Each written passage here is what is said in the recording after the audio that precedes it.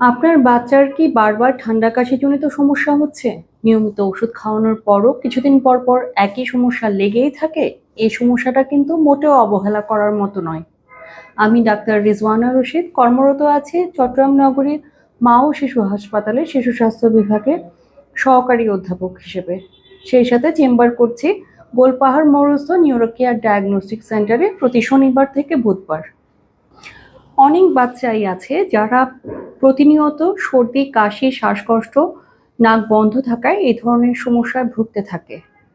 এই ধরনের সমস্যা দীর্ঘদিনে ভুগলে পরে বাচ্চার ঘুম ব্যাহত হয়, বাচ্চার বৃদ্ধি ব্যাহত হয় এবং বাচ্চার দিন দিন ওজন কমে যেতে পারে।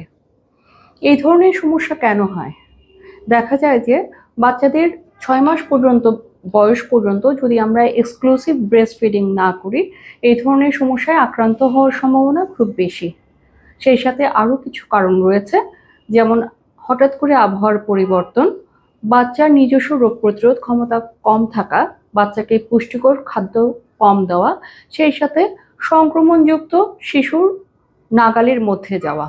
এই ধরনের সমস্যার সমাধানে আমরা কি করতে পারি? প্রথমত, 6 মাস বয়স পর্যন্ত বাচ্চাকে শুধুমাত্র মায়ের বুকের দুধই দিতে হবে।